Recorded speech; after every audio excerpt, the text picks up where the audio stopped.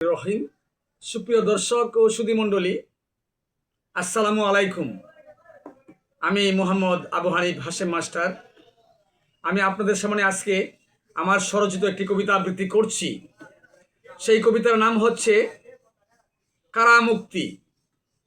2025 সালের 16 জানুয়ারি জনাব লুৎফুজ্জামান বাবরের কারামুক্তির দিন।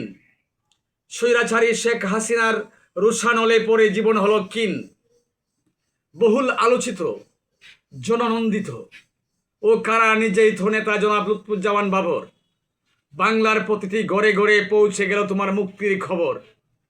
বাটি বাংলার বীর পুরুষ তুমি, নেত্রকোনা জেলার কৃতি সন্তান। তোমাকে ভুলে যায় নাই বাংলার 17.5 কোটি মানুষের প্রাণ। তুমি আছো প্রতিটি জনগণের হৃদয়ের মণিকুঠায়, চিরদিন তুমি থাকবে মোদের চুকিরই তারায়।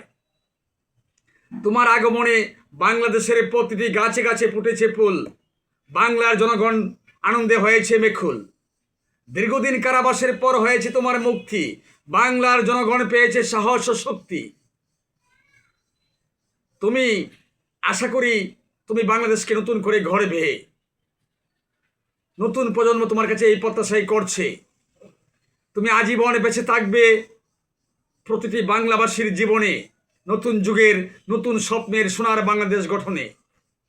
তুমি ছিলে সফল স্বরাষ্ট্র প্রতিমন্ত্রী, দায়িত্ব পালন করেছ পূর্ণমন্ত্রী। র্যাপিড অ্যাকশন ব্যাটালিয়ান তোমারই সৃষ্টি। মানুষ কি জানে না এটা যে তোমারই কীর্তি? বর্তমান বাংলাদেশের প্রধান সমস্যা হলো আইন শৃঙ্খলার অবনতি ও মূল্যস্ফীতি। আশা করি এ সমস্যার সুষ্ঠু সমাধান করবে তুমি।